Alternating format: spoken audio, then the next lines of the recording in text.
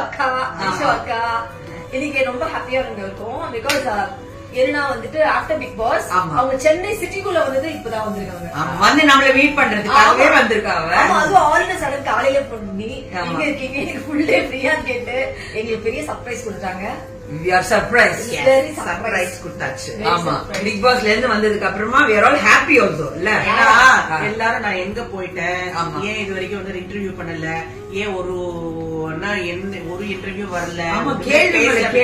ஆமா பயங்கர கேள்வி. நான் ஜாலியா இருக்கேன், சந்தோஷமா இருக்கேன், நிம்மதியா இருக்கேன், என் ஃப்ரெண்ட்ஸோட இருக்கேன். Everyone needs some personal space. Yes, that's right. Need some personal space. ஏன்னா இந்த நாள் 100 days வந்து அவங்க உள்ள இருந்துட்டாங்க. சோ கொஞ்ச நாள் வந்து எங்க எல்லாருக்கும் டைம் ஸ்பெண்ட் பண்ணணும். நான் கூட நான் நினைச்சேன் ஓகே இவங்களெல்லாம் மீட் பண்றது ஒரு 3-4 months ஆகும். ஆமா நான் நினைச்சேன் சீக்கிரமா ரிகவர் ஆகி வந்திருக்கேன், சீக்கிரமா ரிகவர் ஆகி வந்திருக்கேன், சீக்கிரமா ஹானஸ்டா நான் நினைச்சது என்னன்னா உங்களுக்கு வெளியே வந்து எங்க கூட மிங்கிள் ஆகிறதுக்கு 3-4 months ஆகும்னு நினைச்சோம்.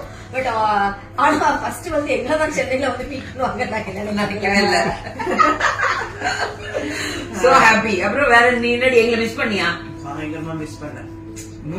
உங்கள மாதிரி ஃப்ரெண்ட்ஸ் எல்லாம் வந்து உள்ள இருந்துச்சுன்னா